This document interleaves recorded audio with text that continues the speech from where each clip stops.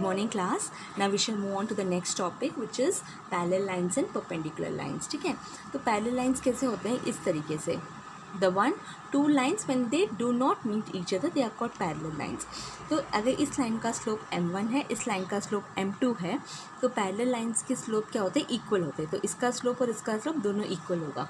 If they are parallel lines m1 will be equal to m2 and if they are perpendicular lines, perpendicular means the line which cuts at 90 degree. ठीक है, तो अगर दोनों line का अगर meet करते हैं 90 डिग्री पे then we say that it is an perpendicular line. तो अगर इस लाइन का स्लोप m1 है और इसका स्लोप m2 है, then what will happen in perpendicular lines? The product will be equal to -1. तो इन दोनों का प्रोडक्ट क्या होगा? -1 होगा. ठीक है, सो हियर अगर ये स्ट्रेट लाइन है y equal to 3x minus y, 2y equal to 4x plus 7, तो ये लाइन हम किस फॉर्म में लिख सकते हैं? Actually form equation of a line किस फॉर्म में होता है?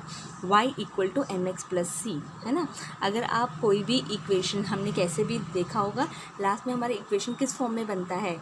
एक इस तरह ax plus b y plus c equal to 0, इस फॉर्म में बनता है. तो हमारे इक्वेशन ऑफ अ लाइन क्या है? y equal to mx plus C. ठीक है, अब हमने ये लिया y equal to 3x minus 5, तो इसे कंपेयर करोगे तो क्या पता चलेगा? m will be equal to 3. तो इस लाइन का स्लोप हो गया m1 इक्वल टू 3. अगर हम इस लाइन पे कंसिडर करेंगे 2y equal to 4x plus 7, तो हमने इसको y करना है तो हम क्या करेंगे? फुल लाइन डिवाइड बाई 2 करेंगे. क्या करेंगे? Divide by 2. तो जब हमने डिवाइड बाई 2 किया तो y इक्वल टू, क्योंकि यहाँ पे 2 था तो divided by 2 you will get y equal to 2x plus 7 by 2. तो यहाँ इन दोनों को कंपेयर करोगे तो क्या मिलेगा? m2 will be equal to 2. क्या m1 इक्वल टू m2 है? नो, है ना. m1 is not equal to m2. और m1 इंटू m2 क्या होगा? m1 into m2 is equal to 6. तो it is not equal to -1. तो ये दोनों लाइन्स क्या है? It is neither perpendicular nor parallel. Okay. Question number 2, if 6x plus 5y minus 7 equal to 0 and 2px plus 5y plus 1 equal to 0 are parallel lines, find the value of p. तो यहाँ पे क्या बोला है कि ये दोनों lines parallel हैं.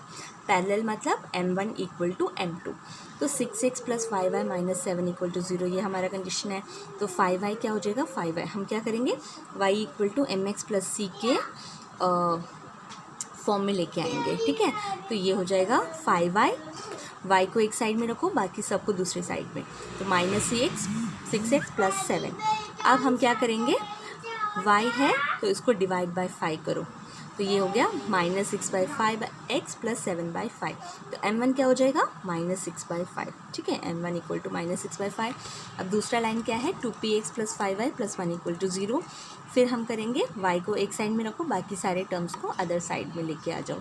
फिर y को, तो यहाँ पे 5 है तो पूरा डिवाइड बाय 5 कर दो, तो डिवाइडिंग बाय 5 तो हमें मिलेगा m2 equal to -2p/5. Okay, तो since it is parallel lines what you know, m1 is equal to m2, -6/5 is equal to -2p/5.